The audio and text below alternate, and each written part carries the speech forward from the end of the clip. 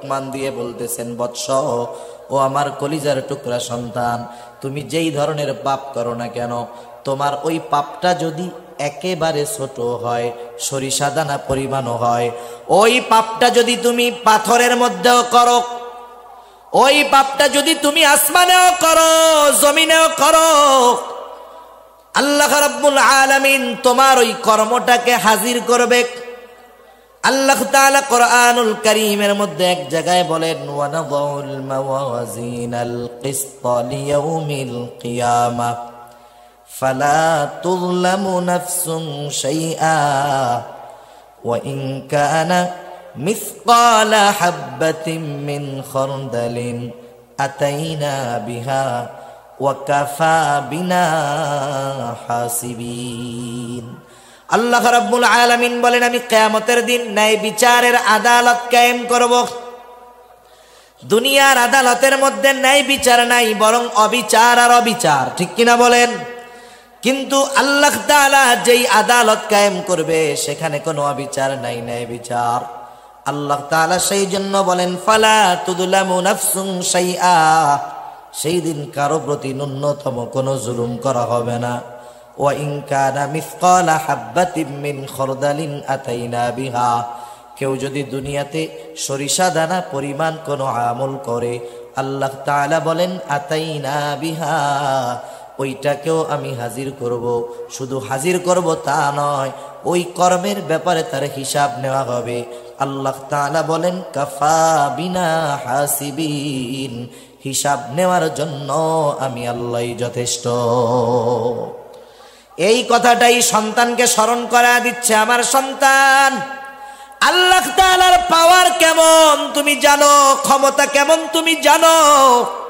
তুমি যদি দুনিয়ার মধ্যে কোনো আমল করো, ওই আমলটা যদি পাথরের মধ্যেও করো, এই আয়াতের তাফসিরে রাসূল আকরাম সাল্লাল্লাহু আলাইহি ওয়াসাল্লাম বলেন, হযরত আনাস রাদিয়াল্লাহু তাআলা আনহু থেকে বর্ণিত হাদিস, নবীজি বলেন, কোন ব্যক্তি যদি এমন পাথরের মধ্যে আমল করে যেই পাথরের কোনো দরজাও নাই, জানালাও নাই, দরজাও নাই, জানালাও নাই, এটা অসম্ভব, এরপরেও যদি কেউ ওই রকম পাথরের মধ্যে কোনো আমল করে যেই পাথরে প্রবেশ করার বাহির হওয়ার কোনো জায়গা নেই, ওই পাথরের মধ্যেও যদি দুনিয়ার কোনো বান্দা সরিষা দানা পরিমাণ কোনো আমল করে, সেই আমলটাও কিয়ামতের দিন হাজির করবেন যিনি, তিনি কে?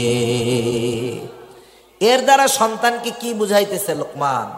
বুঝাচ্ছে, সন্তান তুমি হয়তো আমার সামনে ভালো কাজ করবা, কারণ বাবার সামনে তো ছেলে সিগারেট খাবে না, খাবে? গাঁজা খাবে? খারাপ কাজ করবে? ইফটিজিং করবে? বাবার সামনে করবে? বলেন, করবে না। তুমি হয়তো আমার সামনে ভালো কাজ করবা, কিন্তু আমার অগোচরে হয়তো মন্দ কাজ করবা, হয়তো একাকী ঘরের মধ্যে গুনাহ করবা। ও আমার সন্তান, হয়তো আমি দেখব না, দুনিয়ার মানুষ জানবে না। তুমি যদি একাকীও করো, রাতের আধারেও যদি করো, নীরবে নিভৃতে ঘরের দরজা লাগায় যদি তুমি কোনো আমল করো, সেটা ভালো হোক আর মন্দ হোক, তোমার ওই আমলের ব্যাপারে দুনিয়ার কারো খবর নাই, কিন্তু খবর আছে কার কাছে? এই কথাই হযরত লোকমান বলেন, ও আমার সন্তান, তোমার ওই আমলটা সেটা যদি পাথরের মধ্যেও হয়, আসমানেও যদি করো, জমিনেও করো, ওই আমলটা আল্লাহ রাব্বুল আলামিন হাজির করবে। কেন করবে? ইন্নাল্লাহা লতীফুন খবীর, নিশ্চয়ই আল্লাহ তাআলা হলেন সব কিছুর খবর তো রাখেন, তিনি হলেন সূক্ষ্ম দ্রষ্টা। তার মানে দুনিয়ার মানুষ যেটা শুনতে পায় না, শুনে কে? দুনিয়ার মানুষ যেটা দেখতে পায় না, দেখে কে?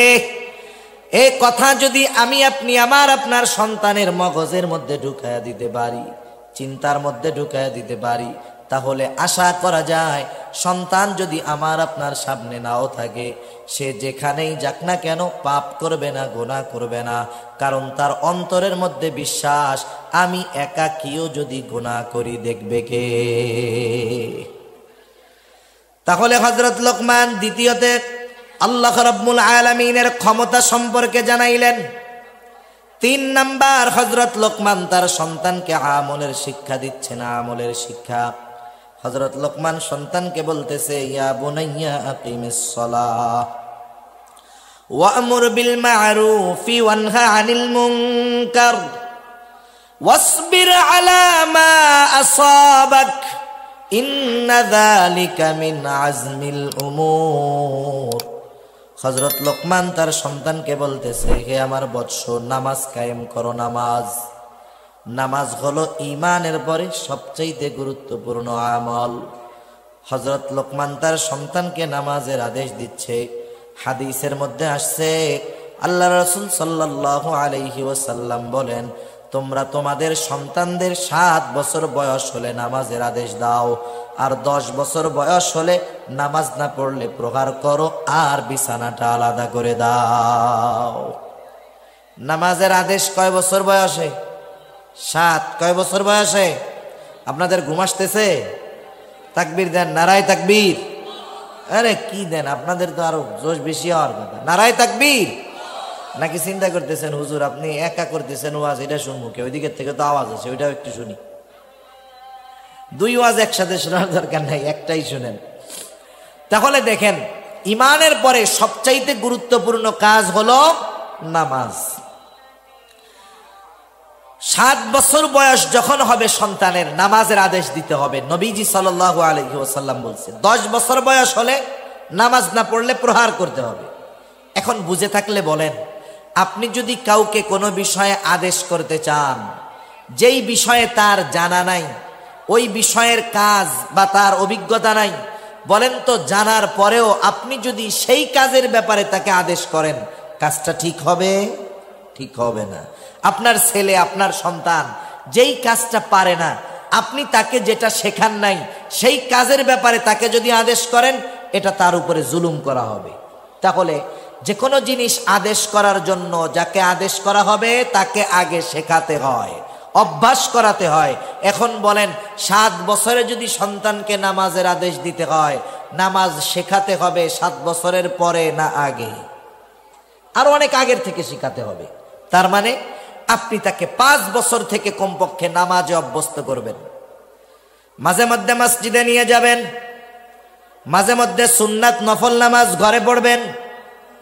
ছোট বাচ্চা, 2 বছরের বাচ্চাও যদি হয়, কোনো বাবা যদি ঘরে নামাজ পড়ে সুন্নাত নামাজ, ওই বাচ্চা 2 বছরের বাচ্চা হলেও দেখবেন বাবার সাথে দাদার সাথে আইসা রুকু দেয়, সেজদা দেয়। তার পরনে কোনো কিছু না থাকুক, মাথার মধ্যে একটা টুপি লাগায়া সেও নামাজের মতো অভিনয় করে। ঠিক কিনা বলেন?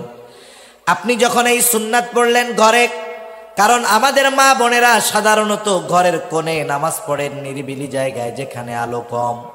কিন্তু কোনো পুরুষ যখন ঘরে নামাজ পড়ে, ঘরের কোণায় যায় না, সে বারান্দায় নামাজ পড়ে, খোলা জায়গায় পড়ে। আপনি যখন সুন্নাত নামাজটা ঘরে পড়বেন, নফল নামাজটা ঘরে পড়বেন, আপনার সন্তান, আপনার ভাতিজা, আপনার ভাগ্নে, আপনার নাতি, সে এসে আপনার পাশে নামাজের অভিনয় করবে, সে নামাজে অভ্যস্ত হবে। কারণ বড়রা যেই কাজটা করে, ছোটরা দেখে শুনে আর মনে করে ওটাই মনে হয় ভালো। ঠিক না? দেখবেন এটা বাচ্চাদের অভ্যাস।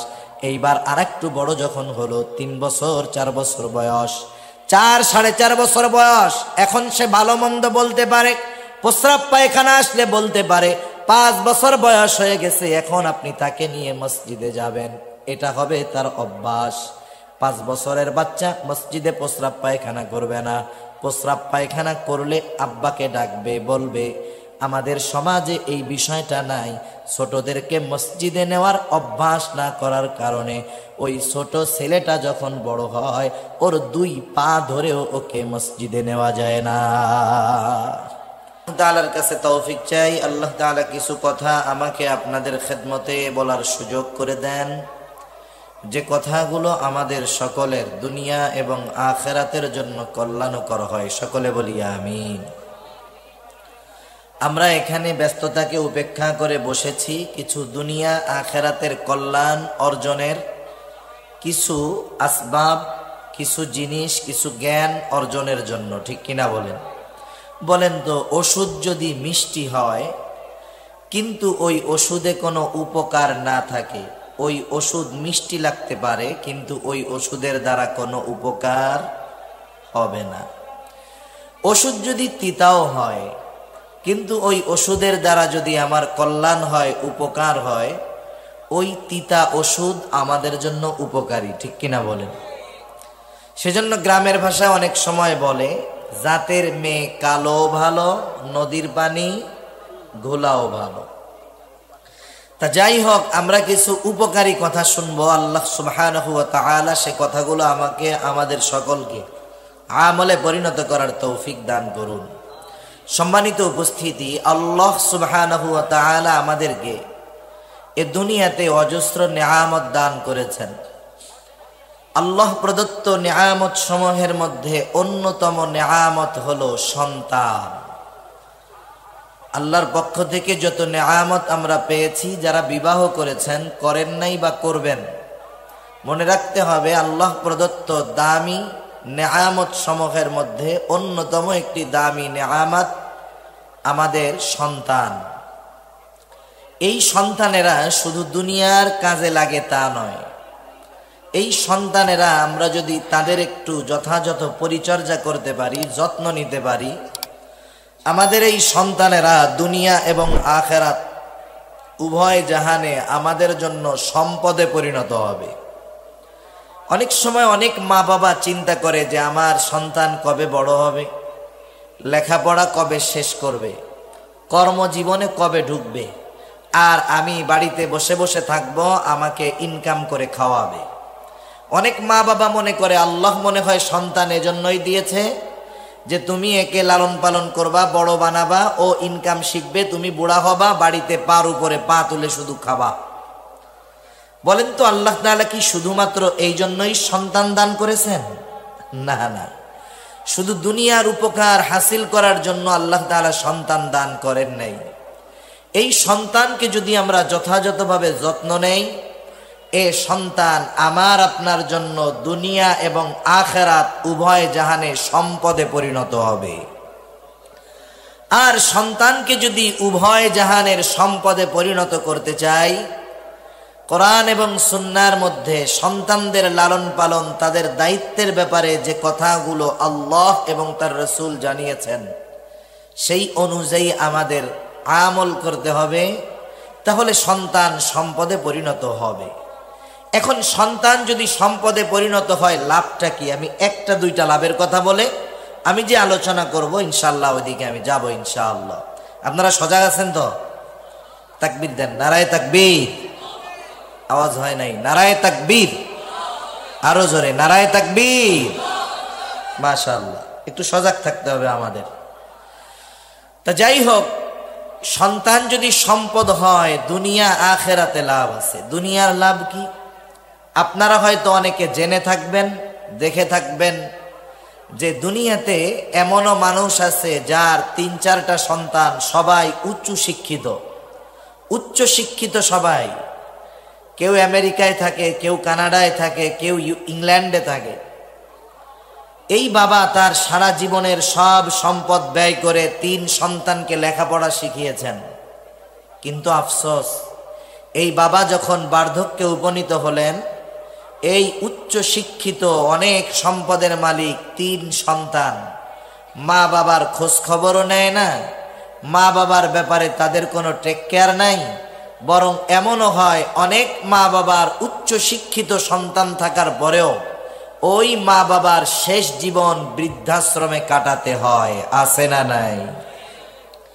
আমি আপনাদের খেদমতে অনেক উদাহরণ দিতে পারবো, উপমা দিতে পারবো, যে 5টা সন্তান তিনি সারা জীবনের সব উপার্জন ব্যয় করে দুনিয়াবি লাইনে সর্বোচ্চ শিক্ষিত বানিয়েছেন।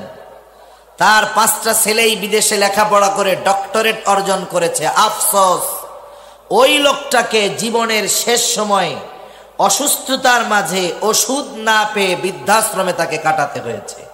এখন বলেন, যেই বাবা এই সন্তানদের দুনিয়ার লাইনে উচ্চ শিক্ষিত করলো, অথচ দুনিয়াতেই ওই বাবা ওই সন্তানদের দ্বারা কোনো উপকার পায় নাই, তাহলে মরার পরে ওই সন্তানদের দ্বারা বাবা পরকালের উপকার পাবে, এটা কল্পনাও করা ভুল বিষয়, ঠিক কিনা বলেন?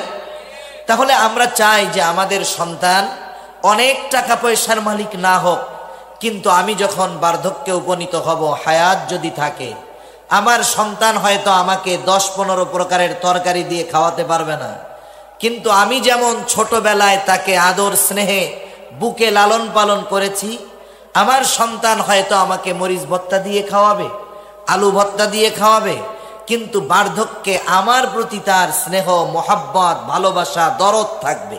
শুধু তাই না, প্রত্যেকটা বাবা যার মধ্যে ন্যূনতম ঈমান আছে, সে একথা চিন্তা করে, তার এটা চাওয়া, তার এটা আশা যে আমি মারা যাওয়ার পর আমার সন্তানেরা জানি আল্লাহ তাআলার কাছে আমার ক্ষমার জন্য দোয়া করে। এটা প্রত্যেকটা বাবা চায় কি চায় না? কিন্তু আমরা যা চাই সেই অনুযায়ী আমরা আমাদের সন্তানদেরকে প্রস্তুত করি না। আমি যদি চিন্তা করি, আমি একটা কলা গাছ লাগাইলাম, এইটা বড় হলে এই কলা গাছ দিয়ে আমি ফার্নিচার বানাবো, এটা সম্ভব? আমি যদি ফার্নিচার বানাতে চাই, তাহলে আমাকে ফার্নিচার যেই কাঠে হয় সেই গাছ লাগাতে হবে। আমি যদি আমার সন্তানদের দ্বারা দুনিয়া আখিরাত উভয় জাহানে উপকৃত হতে চাই, তাহলে সন্তানদেরকে সেইভাবে প্রস্তুত করতে হবে। কোনভাবে? যেভাবে আল্লাহ এবং তার রাসূল আমাদেরকে জানিয়েছেন। আজকে আমরা সন্তানদের সম্পদে পরিণত করার জন্য কি করণীয়, এই বিষয়ে সূরা লোকমানের 2য় রুকু থেকে কিছু আলোচনা করব। হযরত লোকমান উনি ওনার সন্তানদেরকে কিছু উপদেশ দিয়েছেন, যেই উপদেশগুলো আল্লাহ তাআলার কাছে এত পছন্দনীয় হয়েছে যে আল্লাহ সুবহানাহু ওয়া তাআলা কোরআনুল কারীমে সূরা লোকমান, লোকমানের নাম দিয়ে একটা সূরা নাজিল করে, ওই সূরার মধ্যে আমরা যদি সন্তানদের সম্পদে পরিণত করতে চাই, কোন ধরনের নসিহত উপদেশ করা প্রয়োজন, আল্লাহ সুবহানাহু ওয়া তাআলা হযরত লোকমানের নসিহতগুলো আমাদের কাছে ওহী হিসাবে প্রেরণ করেছেন। সুবহানাল্লাহ। একথা মোটামুটি বলা যায়, যেই বাবা হযরত লোকমানের এই নসিহতগুলো তার সন্তানকে যথাযথভাবে করবে, তার সন্তান দুনিয়া আখিরাতে তার জন্য সম্পদে পরিণত হবে ইনশাআল্লাহ। সেজন্য যাদের সন্তান আছে আমরা তারাও শুনবো আমলের নিয়তে, যারা বিবাহ করি নাই আমরাও শুনবো এবং মনে মনে এই নিয়ত রাখবো, আল্লাহ তাআলা যদি সন্তান দেন, আমি আমার সন্তানেরা যখন বুঝবে আমিও তাদেরকে এই নসিহতগুলো করব। আল্লাহ তাআলা হযরত লোকমানের নসিহতগুলো পছন্দ হয়েছে বিদায় ওহী হিসাবে ওই নসিহাগুলো আমাদেরকে আল্লাহ তাআলা জানিয়ে দিয়েছেন। প্রথমে আল্লাহ তাআলা হযরত লোকমানের পরিচয় তুলে ধরছেন। কেন? কারণ আপনাদের এই পিএম খালি, এটা তো একটা ইউনিয়ন, তাই না? এই ইউনিয়নের একজন চেয়ারম্যান আছে, আপনারা সবাই চেয়ারম্যানকে চিনেন। চেয়ারম্যান সাহেবের সাথে দেখা হলে আপনারা সালাম বিনিময় করেন, তাকে সম্মান করেন। চেয়ারম্যান সাহেব কোনো কথা বললে গুরুত্ব সহকারে শুনেন। কেন? কারণ উনি যে চেয়ারম্যান, তার পরিচয় আপনাদের চেনা আছে, জানা আছে, ঠিক কিনা? আপনারা তাকে চেয়ারম্যান এই কারণে গুরুত্ব দেন, সমীহ করেন, সম্মান করেন, তার কথার গুরুত্ব আরোপ করেন। কিন্তু আপনাদের এই চেয়ারম্যান বা যে কোনো ইউনিয়নের সম্মানিত চেয়ারম্যান যদি দেশের আরেক প্রান্তে যায়, আছেন কক্সবাজার, চেয়ারম্যান সাহেব গেলেন সেই পঞ্চগড়ের তেতুলিয়া, যেখানে তাকে কেউ চিনে না, বলেন তো তার কথাগুলো তার পরিচিত মানুষ, আপনাদের ইউনিয়নের মানুষ যেভাবে গ্রহণ করবে, গুরুত্ব দিবে, তাকে যেখানে চিনে না ওই পঞ্চগড়ে তার কথাগুলো কি পঞ্চগড়ের লোক সম আপনারা যতটুকু গুরুত্ব দিবেন ততটুকু গুরুত্ব দিবে? কেন? কারণ ওই এলাকার লোক ওনার পরিচয় জানে না।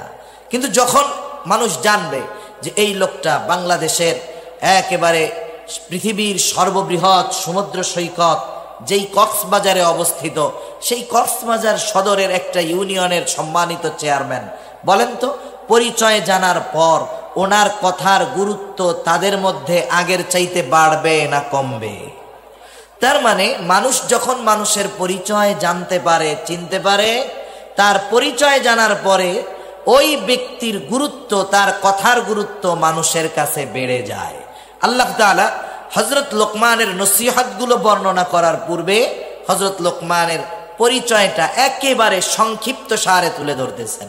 আল্লাহ তাআলা বলেন, ওয়ালাকাদ আতাইনা লুকমানাল হিকমাতা আনিশকুর লিল্লাহ। আল্লাহ রাব্বুল আলামিন বলেন, আমি লোকমানকে হিকমত প্রদান করেছি। হিকমত হলো প্রজ্ঞা, দ্বীনের বুঝ, যেখানে যেটা করার দরকার উপস্থিতি জ্ঞান। এক কথায় প্রজ্ঞা, দ্বীনের বুঝ, সত্য মিথ্যার পার্থক্য করার যোগ্যতা। আল্লাহ রাব্বুল আলামিন বলেন, আমি এই হিকমত, এই প্রজ্ঞা লোকমানকে প্রদান করেছি। তাফসীরের মধ্যে আসছে হযরত লোকমানের কাছে দুটো জিনিস পেশ করা হয়েছে, উপস্থাপন করা হয়েছে। একটা হলো নবুয়াত, আর একটা হলো হিকমত। হযরত লোকমানকে যখন ইচ্ছাধীন স্বাধীনতা দিয়ে দেওয়া হলো, লোকমান তুমি চাইলে হিকমত গ্রহণ করতে পারো, তুমি চাইলে নবুয়াত গ্রহণ করতে পারো। হযরত লোকমান হিকমতকে গ্রহণ করলেন, তবে নবুয়াত এটা যে সর্বোচ্চ মর্যাদাপূর্ণ একটি বিষয়, এরপরেও তিনি কেন হিকমত গ্রহণ করলেন? ওনাকে প্রশ্ন করা হলো, লোকমান, নবুয়তের মতো মর্যাদাপূর্ণ পদ পাওয়ার সুযোগ থাকার পরেও কেন আপনি হিকমতকে গ্রহণ করলেন? তিনি বললেন, শোনেন, নবুয়ত এটা যে মর্যাদাপূর্ণ একটি বিষয়, কোনো সন্দেহ নাই। এই দায়িত্বটা আল্লাহ তাআলা আমাকে নিজের থেকে দেন নাই, বরং আমাকে নেওয়ার সুযোগ দিয়েছে।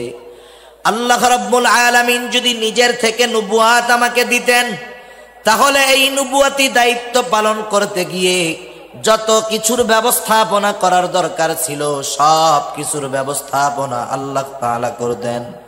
আর যদি এই নবুয়াতের দায়িত্ব আমি নিজের থেকে নিতাম, এই দায়িত্ব পালন করতে গিয়ে যদি আমার কোনো ত্রুটি বিচ্যুতি হতো, এই ব্যাপারে আল্লাহ তাআলার কাছে আমার জবাবদিহিতা করা লাগতো। কারণ একটা বিষয় হলো নিজের থেকে দায়িত্ব নেওয়া, আর একটা হলো দায়িত্ব দেওয়া। আপনাকে যদি কেউ কোনো দায়িত্ব দেয় যে তুমি এই দায়িত্বটা নাও, এই কাজটা করো, আপনি যদি অপারগতা প্রকাশ করে বলেন আমি পারবো না, কিন্তু সে আপনাকে দায়িত্ব দিয়ে বলল, শোনো, চিন্তার কোনো কারণ নাই, তুমি এই দায়িত্ব নাও, তোমার এই দায়িত্ব পালনের জন্য যা করার দরকার সব ব্যবস্থাপনা আমি গ্রহণ করব। এখন বলেন তো, এই কাজ করতে গিয়ে, ওই দায়িত্ব পালন করতে গিয়ে আপনার যদি কোনো ত্রুটি বিচ্যুতি হয়, তাহলে আপনার বলার সুযোগ আছে যে দায়িত্ব তো আমি নিতে চাই নাই, আমাকে দেওয়া হয়েছে। আপনাকে তিরস্কার করার কোনো সুযোগ নাই। তবে ওই দায়িত্বটা যদি নিজের থেকে নেওয়া হয়, যদি বলা হয় এই কাজটা আমারে দাও, আমি পারি, আমি করব, নিজের থেকে দায়িত্ব নেওয়ার পর যদি কোনো ত্রুটি বিচ্যুতি হয়, তাহলে আমাকে আপনাকে তিরস্কার করা হবে। দায়িত্ব পালন করতে পারো না, দায়িত্ব নেওয়ার জন্য এত লাফাও কেন? ঠিক না? তাহলে দায়িত্ব দেওয়া আর নিজের থেকে নেওয়া এক বিষয় নয়। হযরত লোকমান বললেন, শোনো, আমাকে নবুয়াত দেওয়া হয় নাই, বরং নেওয়ার সুযোগ দেওয়া হয়েছে।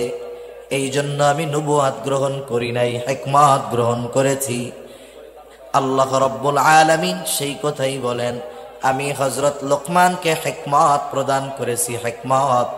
আর এই হিকমত এটাও কিন্তু নেয়ামত, পরিপূর্ণ দ্বীনের বুঝ এটা কিন্তু নেয়ামত, জ্ঞান এটাও নেয়ামত, সত্য মিথ্যার পার্থক্য করার যোগ্যতা এটাও নেয়ামত। এই জন্য আল্লাহ রাব্বুল আলামিন বললেন, আমি লোকমানকে হিকমত নামক নেয়ামত দান করেছি। কেন? এই নেয়ামত পেয়ে সে যেন আনিশকুরুলিল্লাহ, সে যেন আল্লাহর শুকরিয়া আদায় করে। তার মানে প্রথম শিক্ষা আমাদের জন্য, আমরা যখন আল্লাহর তরফ থেকে কোনো নেয়ামত পাবো, ওই নেয়ামত পাবার পর শুকরিয়া আদায় করব কার? হযরত লোকমানের কথা কাজ সব কিছুর মধ্যে প্রজ্ঞার ছোঁয়া পাওয়া যাইত, হিকমতের ছোঁয়া পাওয়া যাইত। হযরত লোকমান কেমন প্রজ্ঞাবান ব্যক্তি ছিলেন? জীবনের প্রথম সময় হযরত লোকমান তিনি ছাগল চড়াইতেন। একদিন ছাগলের মালিক এসে বলতেছে, লোকমান, তুমি আমার জন্য একটা ছাগল জবাই করবা, আর এই ছাগলের সবচাইতে সুস্বাদু জায়গার গোশত আমার সামনে হাজির করবা। হযরত লোকমান মালিকের নির্দেশে একটা ছাগল জবাই করলেন। এইবার ছাগল জবাই করে ছাগলের কলিজা, হৃৎপিণ্ড আর জিহ্বার গোশত মালিকের সামনে হাজির করলেন। মালিককে বললেন, মালিক, এই দুই জায়গার গোশত সবচেয়ে উৎকৃষ্ট গোশত। এবার মালিক বললেন, লোকমান, আর একটা ছাগল তুমি জবাই করো। এইবার আমার জন্য সবচাইতে নিকৃষ্ট জায়গার গোশত আনবা। হযরত লোকমান আর একটা ছাগল জবাই করবার পর আবার হৃৎপিণ্ড আর জিহ্বা নিয়ে হাজির। খারাপটা আনতে বলছে ওইটা আনছে, ভালোটা আনতে বলছে ওটাই আনছে। মালিক আবার বলতেছে, লোকমান, তুমি কি আমার সাথে মশকরা করো? হযরত লোকমান এবার বললেন, ও মালিক, এই দুইটা জিনিস যদি কারো ভালো হয়ে যায়, কারো অন্তর আর জবান জিহ্বা যদি ভালো হয়ে যায়, সে সর্ব উৎকৃষ্ট পরিণত হয়ে যায়। আর যার এই দুইটা জিনিস খারাপ হয়ে যায়, সে সবচাইতে নিকৃষ্ট হয়ে যায়। এজন্য মানুষও যদি সর্ব উৎকৃষ্ট হতে চায়, তার অন্তর আর জবানকে পরিশুদ্ধ করতে হবে, ঠিক কিনা বলেন? মানুষের চেহারা যত সুন্দর হোক, যত সম্পদের মালিক সে হোক না কেন, যার অন্তর আর জবান খারাপ, ও উচ্চবংশীয় হতে পারে, দেখতে সুন্দর হতে পারে, কিন্তু সে সর্বনিকৃষ্ট একজন ব্যক্তি, ঠিক কিনা বলেন? এজন্য হযরত লোকমানের কথা কর্মের ভিতরে এরকম হিকমত পাওয়া যাইত।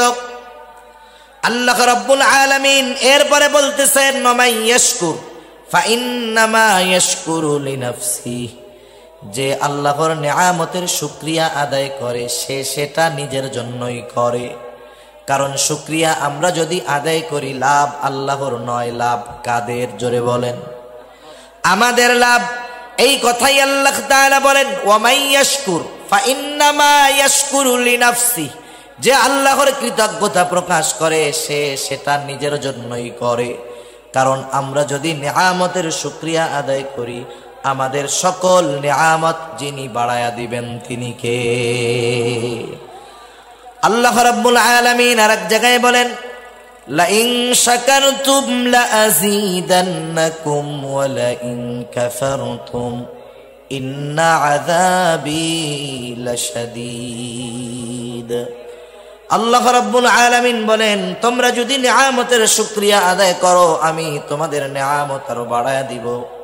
ওয়ালা ইন কাফারতুম, তোমরা যদি নিয়ামতের নাশুকরি করো, জেনে রাখো, ইন্না আযাবি লাশাদীদ, আমার আযাব বড় শক্ত, আমার আযাব বড় কঠোর।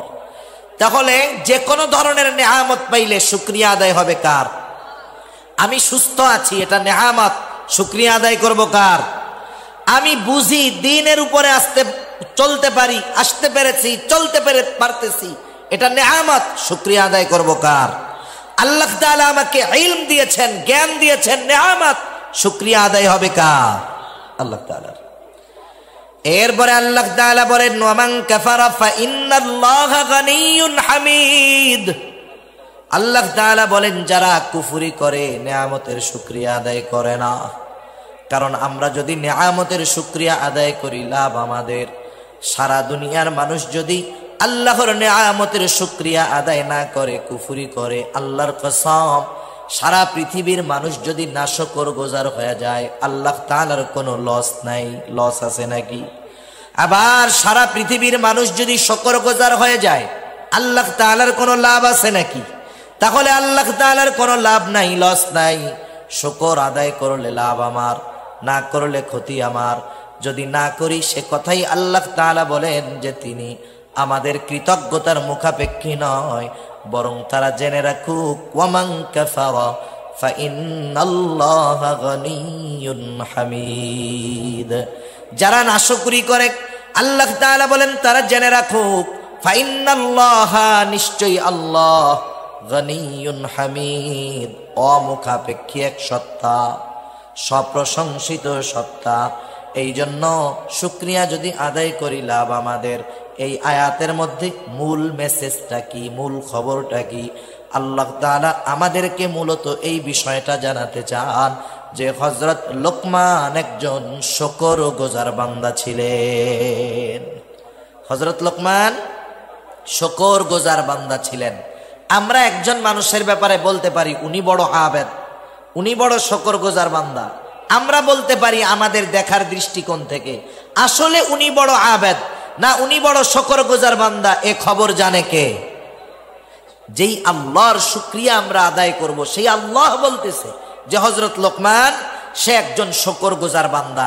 এর দ্বারা হযরত লোকমান কতটা জ্ঞানী ছিলেন, কতটা গুরুত্বপূর্ণ ব্যক্তি ছিলেন, আল্লাহ তাআলা এটা আমাদেরকে জানিয়ে দিলেন। কথার কথা ধরেন, আপনাদের এমপি সাহেব, আপনারা কেউ তাকে চিনেন না। এমপি সাহেবের সাথে একজন লোক ঘুরে, তাকে আপনারা কেউ চিনেন না। আপনাদের এমপি সাহেবকে তো সবাইকে চিনেন। মনে করেন উনি এইখানে আসলেন, বসলেন, পাশে একজন অপরিচিত ব্যক্তি, হাজার হাজার মানুষ। তখন এমপি সাহেব যদি ওই অপরিচিত লোকটাকে পরিচয় করায় দেয় যে শোনেন, এই যে লোকটারে দেখতেছেন, লোকটা কিন্তু আমার খুব আস্থাভাজন ব্যক্তি, আমার খুব বিশ্বস্তের ব্যক্তি। বলেন তো, একটু আগে তো চিনতেন না। এমপি সাহেব যখন বলল যে আমার আস্থাভাজন ব্যক্তি, এরপর থেকে ওই লোকের কথার গুরুত্ব আপনাদের কাছে থাকবে নাকি থাকবে না? তার মানে এমপি সাহেব তার উপরে সন্তুষ্ট, বলতেছে যে আমার খুব কাছের মানুষ, আমার খুব বিশ্বস্ত ব্যক্তি। এখন ওই ব্যক্তির কদর, গুরুত্ব, তার কথার গুরুত্ব সব বেড়ে যাবে। যখন আল্লাহ তাআলা বললেন যে হযরত লোকমান আমার শুকরগুজার বান্দা, তাহলে ওই লোকমান, তার ব্যাপারে আগে জানি আর না জানি, তাকে চিনি আর না চিনি, যখন আল্লাহ তাআলা বললেন লোকমান আমার শুকরগুজার বান্দা, তার কথার গুরুত্ব দেওয়ার দরকার আছে না নাই? এইবার হযরত লোকমানের নসিহতগুলো আল্লাহ তাআলা আমাদেরকে জানাচ্ছেন। যদিও আমি দুটো আয়াত তিলাওয়াত করেছি, এরপরেও হযরত লোকমান এই রুকুর মধ্যে সন্তানদের যেই নসিহতগুলো করছেন সেগুলো আমি শুধু বলবো।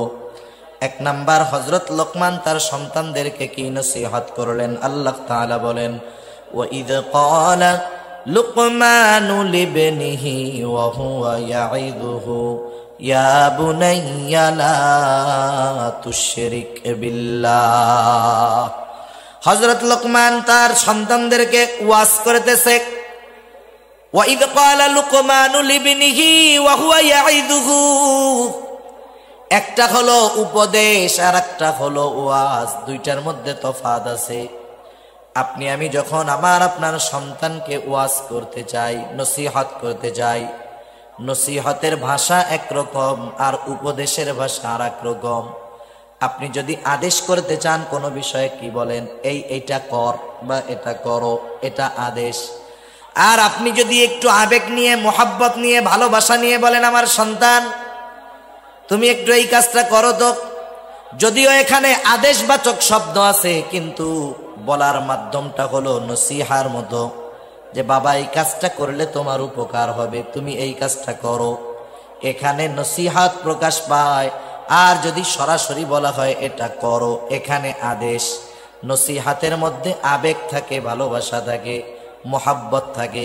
হযরত লোকমান সন্তানকে উপদেশ দিচ্ছেন কিন্তু নসিহার সুরে, উপদেশের সুরে, আবেগ, মোহাব্বত, ভালোবাসা নিয়ে হযরত লোকমান তার সন্তানকে ডাকতেছেন, ইয়া বুনাইয়া, হে আমার বৎস।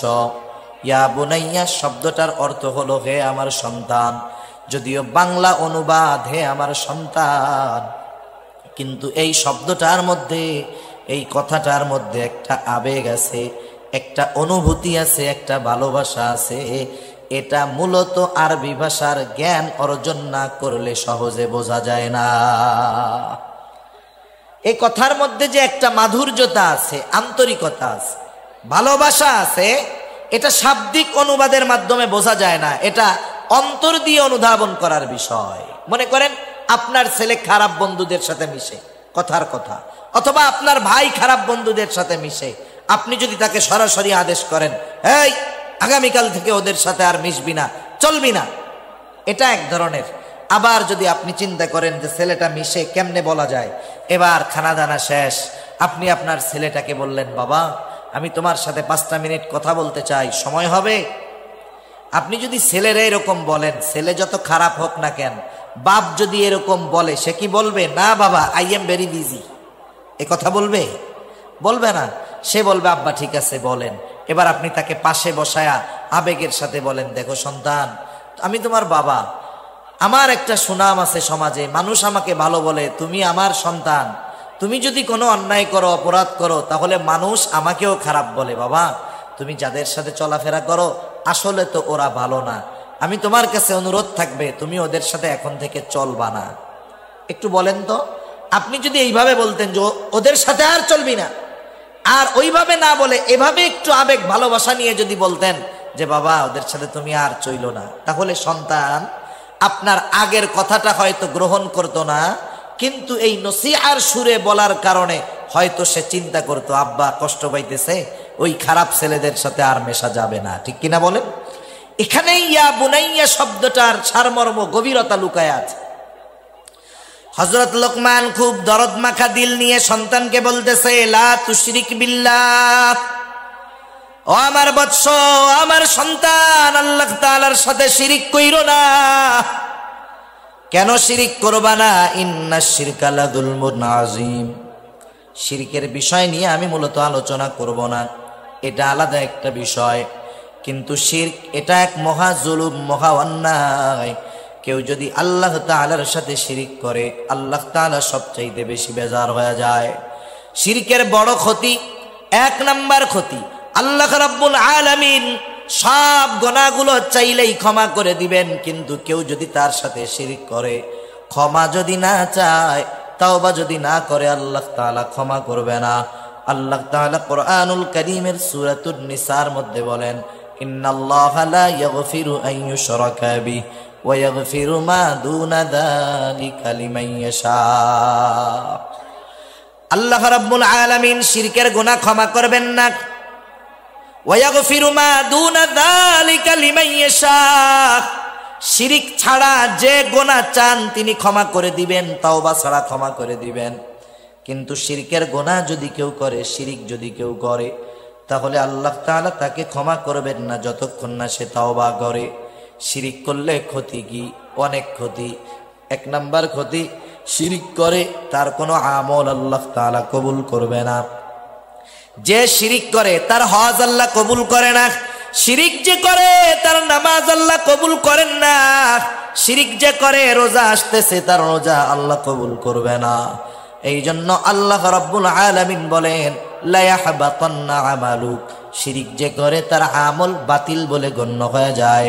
সেই জন্য মুশরিক শিরিক করা অবস্থায় যত আমল করে, যত ভালো কাজ করে, সেটা কবুল হয় না। তাহলে চিন্তা করেন, এক নম্বরে কোনো আমল তার কবুল হবে না। দুই নাম্বার ক্ষতি বলেন, ফাকাদ হারামাল্লাহু আলাইহিল জান্নাহ। যে শিরিকের সাথে লিপ্ত, তাওবা করলো না, তাওবা বিহীন দুনিয়া থেকে চলে গেল, আল্লাহ রাব্বুল আলামিন বলেন, ফাকাদ হারামাল্লাহু আলাইহিল জান্নাহ। আল্লাহ রাব্বুল আলামিন তার জন্য জান্নাতকে হারাম করে দিবে। তার মানে আমল কবুল হবে না, জান্নাতে যেতে পারবে না। শিরকের কারণে বেঈমান হয়ে অনন্তকাল তাকে জাহান্নামে থাকতে হবে। এখন বলেন, দুনিয়ার কোন ইমানদার বাবা চায় যে তার সন্তান জাহান্নামে যাক? কেউ চায়? কেউ চায় না। এজন্য এক নম্বরে আমরা আমাদের সন্তানদেরকে ঈমানের শিক্ষা দিব। এটা ঈমানের শিক্ষা। শিরিক থেকে সন্তানদেরকে বাঁচাবো, আল্লাহর সাথে পরিচয় করায় দিব, আল্লাহর একত্ববাদের পরিচয় তাদেরকে শিখায় দিব। তাহলে কি হবে? আমি আপনি যদি বুড়া হই, ওর কানেকশন তো আল্লাহর সাথে। ও বুড়াকালে আমাদেরকে বৃদ্ধাশ্রমে দিবে না, মরার পরে কবরে শোয়া রাখার পরে আর খোঁজ খবর নিবে এমন নয়, নিবে না এমন নয়, বরং আল্লাহর সাথে পরিচয় হওয়ার কারণে দুনিয়ার যেই প্রান্তে ওই সন্তান থাকুক না কেন, আল্লাহ তাআলার কাছে সে তার মা বাবার জন্য দোয়া করবে। ঠিক কিনা বলে? এজন্য আমরা সন্তানদেরকে আল্লাহর সাথে পরিচয় করায় দিব, ঈমানের শিক্ষা দিব। এরপরে আল্লাহ রাব্বুল আলামিন দুনিয়াবাসীর জন্য নসিহত করেছেন মা বাবার সাথে সদাচরণ করার ব্যাপারে। আমি আর ওগুলোর মধ্যে যাব না, আমি শুধু হযরত লোকমানের নসিহতগুলো আপনাদের খেদমতে বলবো। মনে রাখতে হবে কথাগুলা আমি শেষের দিকে কিন্তু জিজ্ঞাসা করব, ভাই এক নাম্বার, হযরত লোকমান তার সন্তানকে যেই নসিহতগুলা করলেন, নসিহতগুলার মধ্যে এক নাম্বার নসিহত, হযরত লোকমান তার সন্তানদেরকে ঈমানের শিক্ষা দিয়েছে। এক নাম্বার শিক্ষা কিসের শিক্ষা? জোরে বলেন, কিসের শিক্ষা? ঈমানের শিক্ষা। এই শিক্ষা দ্বারা কি করলো?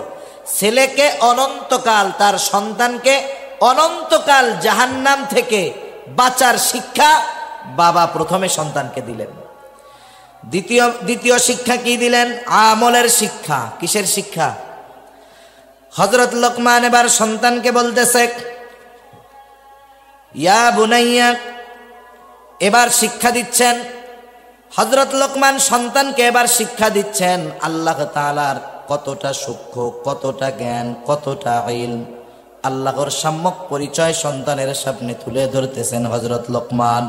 হযরত লোকমান এবার সন্তানকে বলেন, ইয়া বুনাইয়া ইন্নাহা ইন তাকু মিসকালা হাববাতিন মিন খারদাল ফাতাকুন ফি সাখরাতিন আও ফিস সামাওয়াতি আও ফিল আরদ ইয়াতি বিহাল্লাহ। হযরত লোকমান সন্তানকে বলতেছে, ও সন্তান, ইয়া বুনাইয়া ইন্নাহা, একটু খেয়াল দিয়া শুনবো, ইন্নাহা, এই হা দ্বারা উদ্দেশ্য হলো আমল, কাজ। কোন মুফাসসির বলেন এর দ্বারা উদ্দেশ্য হলো খারাপ কাজ, কোন মুফাসসির বলেন এর দ্বারা উদ্দেশ্য হলো সকল ধরনের কাজ, ভালো কাজ আর মন্দ কাজ উভয়টা। আরবিতে কর্মকে বলা হয় আমল। কি বলে? আমল। মানুষ যখন ভালো কাজ করে আমরা কি বলি? যে লোকটা ভালো কাজ করছে, তাইলে ভালোটাও কাজ। আবার যখন মন্দ কাজ করে আমরা কি বলি? আরে ও খারাপ কাজ করে বেড়ায়, তাইলে খারাপটাও কাজ। তার মানে উদ্দেশ্য হলো, আমল দ্বারা উদ্দেশ্য হলো যে ভালো কাজ অথবা মন্দ কাজ। হযরত লোকমান সন্তানকে বলতেছে, সন্তান, ইন্নাহা ইন তাকু মিসকালা হাববাতিন মিন খারদাল, তোমার ওই কাজটা, তোমার ওই আমলটা, এটা যদি সরিষা দানা পরিমাণ হয়, তার মানে আমরা যদি কোনো কাজ এমন করি যেটা সরিষা দানা পরিমাণ, সন্তানকে সেই শিক্ষাটাই হযরত লোকমান দিয়ে বলতেছেন, বৎস, ও আমার কলিজার টুকরা সন্তান, তুমি যেই ধরনের পাপ করো না কেন, তোমার ওই পাপটা যদি একেবারে ছোট হয়, সরিষা দানা পরিমাণও হয়, ওই পাপটা যদি তুমি পাথরের মধ্যেও করো, ওই পাপটা যদি তুমি আসমানেও করো, জমিনেও করো, আল্লাহ রাব্বুল আলামিন তোমার ওই কর্মটাকে হাজির করবে।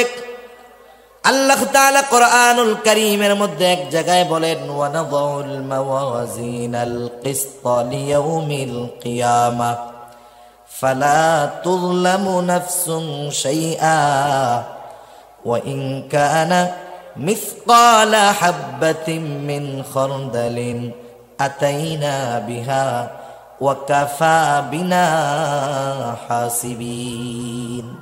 আল্লাহ রাব্বুল আলামিন বলেন, আমি কিয়ামতের দিন ন্যায় বিচারের আদালত কায়েম করব। দুনিয়ার আদালতের মধ্যে ন্যায় বিচার নাই, বরং অবিচার আর অবিচার, ঠিক কিনা বলেন? কিন্তু আল্লাহ তাআলা যেই আদালত কায়েম করবে সেখানে কোনো অবিচার নাই, ন্যায় বিচার। আল্লাহ তাআলা সেই জন্য বলেন, ফালা তুযলামু নাফসুন শাইআ, সেই দিন কারো প্রতি ন্যূনতম কোনো জুলুম করা হবে না। ওয়া ইন কানা মিসকালা হাববাতিন মিন খারদালিন আতাইনা বিহা, কেউ যদি দুনিয়াতে সরিষা দানা পরিমাণ কোনো আমল করে, আল্লাহ তাআলা বলেন আতাইনা বিহা, ওইটাকেও আমি হাজির করব। শুধু হাজির করব তা নয়, ওই কর্মের ব্যাপারে তার হিসাব নেওয়া হবে। আল্লাহ তাআলা বলেন, কাফা বিনা হাসিবিন, হিসাব নেওয়ার জন্য আমি আল্লাহই যথেষ্ট। এই কথাটাই সন্তানকে স্মরণ করা দিচ্ছে, আমার সন্তান, আল্লাহ তাআলার পাওয়ার কেমন তুমি জানো, ক্ষমতা কেমন তুমি জানো। তুমি যদি দুনিয়ার মধ্যে কোনো আমল করো, ওই আমলটা যদি পাথরের মধ্যেও করো, এই আয়াতের তাফসিরে রাসূল আকরাম সাল্লাল্লাহু আলাইহি ওয়াসাল্লাম বলেন, হযরত আনাস রাদিয়াল্লাহু তাআলা আনহু থেকে বর্ণিত হাদিস, নবীজি বলেন, কোন ব্যক্তি যদি এমন পাথরের মধ্যে আমল করে যেই পাথরের কোনো দরজাও নাই, জানালাও নাই, দরজাও নাই, জানালাও নাই, এটা অসম্ভব। এরপরেও যদি কেউ ওই রকম পাথরের মধ্যে কোনো আমল করে যেই পাথরে প্রবেশ করার বাহির হওয়ার কোনো জায়গা নেই, ওই পাথরের মধ্যেও যদি দুনিয়ার কোনো বান্দা সরিষা দানা পরিমাণ কোনো আমল করে, সেই আমলটাও কিয়ামতের দিন হাজির করবেন যিনি তিনি কে? এর দ্বারা সন্তানকে কি বুঝাইতেছে লোকমান? বুঝাচ্ছে, সন্তান তুমি হয়তো আমার সামনে ভালো কাজ করবা, কারণ বাবার সামনে তো ছেলে সিগারেট খাবে না। খাবে? গাঁজা খাবে? খারাপ কাজ করবে? ইফটিজিং করবে? বাবার সামনে করবে? বলেন, করবে না। তুমি হয়তো আমার সামনে ভালো কাজ করবা, কিন্তু আমার অগোচরে হয়তো মন্দ কাজ করবা, হয়তো একাকী ঘরের মধ্যে গুনাহ করবা। ও আমার সন্তান, হয়তো আমি দেখব না, দুনিয়ার মানুষ জানবে না। তুমি যদি একাকীও করো, রাতের আধারেও যদি করো, নীরবে নিভৃতে ঘরের দরজা লাগায় যদি তুমি কোনো আমল করো, সেটা ভালো হোক আর মন্দ হোক, তোমার ওই আমলের ব্যাপারে দুনিয়ার কারো খবর নাই, কিন্তু খবর আছে কার কাছে? এই কথাই হযরত লোকমান বলেন, ও আমার সন্তান, তোমার ওই আমলটা সেটা যদি পাথরের মধ্যেও হয়, আসমানেও যদি করো, জমিনেও করো, ওই আমলটা আল্লাহ রাব্বুল আলামিন হাজির করবে। কেন করবে? ইন্নাল্লাহা লতীফুন খবীর, নিশ্চয়ই আল্লাহ তাআলা হলেন সব কিছুর খবর তো রাখেন, তিনি হলেন সূক্ষ্ম দ্রষ্টা। তার মানে দুনিয়ার মানুষ যেটা শুনতে পায় না, শুনে কে? দুনিয়ার মানুষ যেটা দেখতে পায় না, দেখে কে? এই কথা যদি আমি আপনি আমার আপনার সন্তানের মগজের মধ্যে ঢুকায়া দিতে পারি, চিন্তার মধ্যে ঢুকায়া দিতে পারি, তাহলে আশা করা যায় সন্তান যদি আমার আপনার সামনে নাও থাকে, সে যেখানেই যাক না কেন পাপ করবে না, গুনাহ করবে না, কারণ তার অন্তরের মধ্যে বিশ্বাস, আমি একাকীও যদি গুনাহ করি দেখবে কে?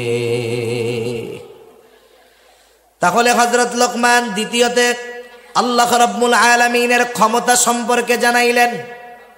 3 নাম্বার, হযরত লোকমান তার সন্তানকে আমলের শিক্ষা দিচ্ছেন। আমলের শিক্ষা হযরত লোকমান সন্তানকে বলতেছে, ইয়া বুনাইয়া আকিমিস সালাহ ওয়া'মুর বিল মা'রুফি ওয়ানহা আনিল মুনকার ওয়াসবির আলা মা আসাবাক ইন্না যালিকা মিন আজমিল উমুর।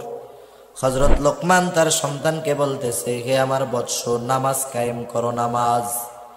নামাজ হলো ঈমানের পরে সবচেয়ে গুরুত্বপূর্ণ আমল। হযরত লোকমান তার সন্তানকে নামাজের আদেশ দিচ্ছে। হাদিসের মধ্যে আসছে, আল্লাহ রাসূল সাল্লাল্লাহু আলাইহি ওয়াসাল্লাম বলেন, তোমরা তোমাদের সন্তানদের 7 বছর বয়স হলে নামাজের আদেশ দাও, আর 10 বছর বয়স হলে নামাজ না পড়লে প্রহার করো, আর বিছানাটা আলাদা করে দাও। নামাজের আদেশ কয় বছর বয়সে? 7। কয় বছর বয়সে? আপনাদের ঘুম আসতেছে? তাকবীর দেন, নারায়ে তাকবীর। আরে কি দেন, আপনাদের তো আরো জোশ বেশি হওয়ার কথা। নারায়ে তাকবীর। নাকি চিন্তা করতেছেন হুজুর আপনি একা করতেছেন ওয়াজ, এটা শুনবো কে? ওইদিকে থেকে তো আওয়াজ আছে, ওইটাও একটু শুনি। 2 ওয়াজ একসাথে শোনার দরকার নাই, একটাই শুনেন। তাহলে দেখেন, ঈমানের পরে সবচাইতে গুরুত্বপূর্ণ কাজ হলো নামাজ। 7 বছর বয়স যখন হবে সন্তানের, নামাজের আদেশ দিতে হবে। নবীজি সাল্লাল্লাহু আলাইহি ওয়াসাল্লাম বলছেন 10 বছর বয়স হলে নামাজ না পড়লে প্রহার করতে হবে। এখন বুঝে থাকলে বলেন, আপনি যদি কাউকে কোনো বিষয়ে আদেশ করতে চান, যেই বিষয়ে তার জানা নাই, ওই বিষয়ের কাজ বা তার অভিজ্ঞতা নাই, বলেন তো জানার পরেও আপনি যদি সেই কাজের ব্যাপারে তাকে আদেশ করেন, কাজটা ঠিক হবে? ঠিক হবে না। আপনার ছেলে, আপনার সন্তান যেই কাজটা পারে না, আপনি তাকে যেটা শেখান নাই, সেই কাজের ব্যাপারে তাকে যদি আদেশ করেন, এটা তার উপরে জুলুম করা হবে। তাহলে যে কোনো জিনিস আদেশ করার জন্য যাকে আদেশ করা হবে তাকে আগে শেখাতে হয়, অভ্যাস করাতে হয়। এখন বলেন, 7 বছরে যদি সন্তানকে নামাজের আদেশ দিতে হয়, নামাজ শেখাতে হবে 7 বছরের পরে না আগে? আর অনেক আগের থেকে শেখাতে হবে। তার মানে আপনি তাকে 5 বছর থেকে কমপক্ষে নামাজে অভ্যস্ত করবেন। মাঝে মধ্যে মসজিদে নিয়ে যাবেন, মাঝে মধ্যে সুন্নাত নফল নামাজ ঘরে পড়বেন। ছোট বাচ্চা 2 বছরের বাচ্চাও যদি হয়, কোনো বাবা যদি ঘরে নামাজ পড়ে সুন্নাত নামাজ, ওই বাচ্চা 2 বছরের বাচ্চা হলেও দেখবেন বাবার সাথে দাদার সাথে আইসা রুকু দেয়, সেজদা দেয়। তার পরনে কোনো কিছু না থাকুক, মাথার মধ্যে একটা টুপি লাগায়া সেও নামাজের মতো অভিনয় করে। ঠিক কিনা বলেন? আপনি যখন এই সুন্নাত পড়লেন ঘরে, কারণ আমাদের মা বোনেরা সাধারণত ঘরের কোণে নামাজ পড়েন, নিরিবিলি জায়গায় যেখানে আলো কম। কিন্তু কোনো পুরুষ যখন ঘরে নামাজ পড়ে ঘরের কোণায় যায় না, সে বারান্দায় নামাজ পড়ে, খোলা জায়গায় পড়ে। আপনি যখন সুন্নাত নামাজটা ঘরে পড়বেন, নফল নামাজটা ঘরে পড়বেন, আপনার সন্তান, আপনার ভাতিজা, আপনার ভাগ্নে, আপনার নাতি, সে এসে আপনার পাশে নামাজের অভিনয় করবে, সে নামাজে অভ্যস্ত হবে। কারণ বড়রা যেই কাজটা করে ছোটরা দেখে শুনে আর মনে করে ওটাই মনে হয় ভালো। ঠিক না? দেখবেন এটা বাচ্চাদের অভ্যাস। এইবার আরেকটু বড় যখন হলো, 3 বছর 4 বছর বয়স, 4 সাড়ে 4 বছর বয়স, এখন সে ভালো মন্দ বলতে পারে, প্রস্রাব পায়খানা আসলে বলতে পারে। 5 বছর বয়স হয়ে গেছে, এখন আপনি তাকে নিয়ে মসজিদে যাবেন, এটা হবে তার অভ্যাস। 5 বছরের বাচ্চা মসজিদে প্রস্রাব পায়খানা করবে না। প্রস্রাব পায়খানা করলে আব্বাকে ডাকবে, বলবে। আমাদের সমাজে এই বিষয়টা নাই। ছোটদেরকে মসজিদে নেওয়ার অভ্যাস না করার কারণে ওই ছোট ছেলেটা যখন বড় হয়, ওর 2 পা ধরেও ওকে মসজিদে নেওয়া যায় না। আরব দেশে দেখেন না, ছোট ছোট বাচ্চাদের অনেক দূর থেকে গাড়িতে করে আব্বা নামাজ পড়তে নিয়ে এসে মসজিদে এনে ছেড়া দেয়। নামাজ ফরজ হয় নাই, তাতে কি? ওকে নামাজ শিখতে হবে না? ও বড় হলে এক সময় ফরজ হবে না? ওর নামাজ ফরজ হবে না ওর উপরে? কিন্তু আফসোস, আমাদের দেশের কিছু পাকা মানুষ আছে, এরা একটু ছোটরা মসজিদে আসলে একটু চেঁচামেচি করলে মানুষজন রাগ হয়। আরে নবীজি একদিন নামাজ পড়াইতেছেন, সম্ভবত মাগরিবের নামাজ অথবা আসরের নামাজ। রাসূলুল্লাহ সাল্লাল্লাহু আলাইহি ওয়াসাল্লাম সিজদায় গেলেন। ইমাম সিজদা থেকে উঠতে বিলম্ব হচ্ছে। সাহাবায়ে কেরাম ভাবলো মনে হয় সিজদার মধ্যে কোনো ওহী নাজিল হইতেছে। আর নবীজি সাল্লাল্লাহু আলাইহি ওয়াসাল্লাম যখন কোনো নতুন ওহী নাজিল হতো, সাথে সাথে উপস্থিত সাহাবারা যারা থাকতেন তাদের সামনে নবীজি তিলাওয়াত করতেন আর বলে দিতেন, এটা ওই সূরার অংশ, ওইটার সাথে যোগ করবা। রাসূলুল্লাহ সাল্লাল্লাহু আলাইহি ওয়াসাল্লাম নামাজ শেষ করলেন, সাহাবাদের দিকে ঘুরে বসলেন। সকলে চিন্তা করতেছে হয়তো নতুন কোনো ওহী নাজিল হয়েছে, তিলাওয়াত করে নবীজি শোনাবে। কিন্তু নবীজি তো কিছু বলেন না। একজন উৎসুক সাহাবী নবীজিকে প্রশ্ন করলো, ইয়া রাসূলুল্লাহ, নামাজের ওই সিজদাটা অনেক দীর্ঘ করলেন, বিলম্ব করলেন, কোন ওহী নাজিল হয়েছিল নাকি? নবীজি সাল্লাল্লাহু আলাইহি ওয়াসাল্লাম বললেন, না, ওহী নাজিল হয় নাই। আমি যখন ওই রাকাতের সিজদায় গেলাম, নবীজির মসজিদের মেহরাব যেটা ছিল, নামাজ যে জায়গায় দাঁড়ায় পড়াইতেন, একেবারে সাথে সাথেই একটা দরজা, দরজার পাশেই নবীজির হুজরা। নবীজি সাল্লাল্লাহু আলাইহি ওয়াসাল্লাম রমাদানে ইতিকাফ করতেন। আয়েশা সিদ্দিকা রাদিয়াল্লাহু তাআলা আনহা বলেন, নবীজি মসজিদে ইতিকাফে থাকতেন আর আমি হুজরার দরজা দিয়ে নবীজির মাথায় তেল দিয়ে দিতাম। তার মানে বুঝতে পারছেন, মসজিদ আর নবীজির হুজরাটা হলো একেবারে সাথে। নবীজি সিজদায় গেলেন। এইবার নবীজি বলেন, আমার নাতি হুসাইন, আমি যখন সিজদায় গেলাম আমার ঘাড়ের উপরে উঠে খেলা শুরু করে দিল। আমি দেখছি অনেক সময় বাসায় যখন কেউ নামাজ পড়ে, ছোট বাচ্চা ঘোড়ার মতো উপরে ওইটা নাচে, ওঠে না? এবার মা কি করে, ধাক্কা দিয়া ফেলায় দেয়, মানে ওর সাথে কুস্তি করে। আরে ওইটা খেলুক না, কারণ ছোট বাচ্চাদের অভ্যাস হইল ওরা এক কাজ অনেক সময় করে না। আপনি ছোট একটা বাচ্চাকে দিয়ে এক কাজ অনেক সময় করাতে পারবেন না। 2-3 মিনিট পর পর ওর খালি কাজ পরিবর্তন হয়। ও হয়তো 1 মিনিট আপনার সেজদার সময় ঘাড়ের উপরে ওইটা বসবে, যখন দেখবেন নড়াচড়া করে না, ও এমনি নেমে যাবে। তা আপনি সুবহানা রাব্বিয়াল আলাটা একটু বাড়ায়া পড়েন, অসুবিধা নেই তো? অসুবিধা আছে। কিন্তু কি করে, ধাক্কা দিয়া ফালায়া দেয় ছোট বাচ্চাকে। এ কাজ আমরা করব না। আমি নামাজের সেজদায় গেলাম, ছোট বাচ্চা ঘাড়ের উপরে উঠছে, যতক্ষণ থাকে থাক। আমি যখন বাসায় সুন্নাত পড়ি আমার বাচ্চা এরকম উঠে, ঘাড়ের উপরে ওইটা ঝুলা থাকে, থাক ঝুলা, কতক্ষণ তুই থাকবি থাক, এক সময় ও নাইমাই যায়। এজন্য আমরা যদি এখন বাসায় নামাজ পড়বো, ওরা যদি ঘাড়ের উপরে উঠে টুঠে আমরা রাগ করব না, ও থাক ওর মতো, 1 মিনিটের মধ্যে এমনি নাইমা যাবে। নবীজি সাল্লাল্লাহু আলাইহি ওয়াসাল্লাম বলেন, হুসাইন আইসা আমার ঘাড়ের উপরে উঠল, নবীজিকে ঘোড়া বানায় খেলতো হুসাইন রাদিয়াল্লাহু তাআলা আন। নবীজির গায়রাত, ব্যক্তিত্ববোধ, এইরকম গায়রাত কারো ছিল না, কিন্তু নবীজি শিশুদের সাথেও মিশতেন। নবীজি ঘোড়া হইতেন, হাসান হুসাইন রাদিয়াল্লাহু তাআলা আনহুমা নবীজির পিঠের উপরে উঠা ঘোড়া বানায় খেলতো। সাহাবায়ে কেরাম হুসাইন রাদিয়াল্লাহু তাআলা আনহুকে বলতো, তোমার ঘোড়াটা তো বেশ দামি ঘোড়া। নবীজিও মজা করতেন। এইবার ওই ছোট বাচ্চা বোঝে না, নানা সেজদায় গেছে, ঘাড়ের উপরে ওইটা ঘোড়া বানায় খেলা শুরু করছে। নবীজি বললেন, আমি চাইলাম না সে তার খেলার ব্যাপারে অতৃপ্ত থাক, সে যতক্ষণ না তৃপ্ত হলো আমি আমার সেজদাটাকে প্রলম্ব করে দিলাম, দীর্ঘ করে দিলাম। সে খেললো, তৃপ্ত হলো, আমার ঘাট থেকে নেমে গেল, এরপরে আমি সেজদা থেকে মাথা উঠাইলাম। বলেন তো আমাদের দেশে হইলে কি হইতো? কোন ইমাম যদি এই কারণে সেজদা লম্বা করতো, সালাম ফিরায় মুসল্লি জিজ্ঞাসা করতো কি ব্যাপার, কি হইছে? সালাম ফেরানো লাগতো না। ইমাম যদি সেজদাটারে একটু লম্বা করে, মুসল্লি মাথায় উঠায় দেখতো ইমাম বাইসে আছে না মরছে, ঠিক কিনা? এরপরে যদি দেখতো যে ইমাম সাহেবের ছেলে ইমাম সাহেবের ঘাড়ের উপরে ওইটা খেলতেছে, সালাম ফেরানোর আগে ওই লোক কইতো কি, নামাজ বাদ দিয়া, হুজুর চাকরি আপনার শেষ, ওই দরজা দিয়ে বাইরন। আমাদের দেশে তো ইমামের চাকরি যাইতে টাইম লাগে না, তো ইমাম নেওয়ার সময় কত শর্ত, কত যোগ্যতা দরকার, কিন্তু ইমামরে ডিলিট করার সময় মোবাইলের মেমোরির মতো চাপ দিলেই কুল্লু খালাস। হায় হায়, আপনারা শুনছেন না সম্প্রতিকালে একজন ইমামের দায়িত্ব কি? ইমাম হলো ওই সমাজের একজন নেতা। দুনিয়াবি লাইনের নেতা না মানেন, কিন্তু আপনাকে দ্বীনি লাইনের নেতা ইমামকে মানতেই হবে, ঠিক কিনা বলেন? ইমামের দায়িত্ব কি?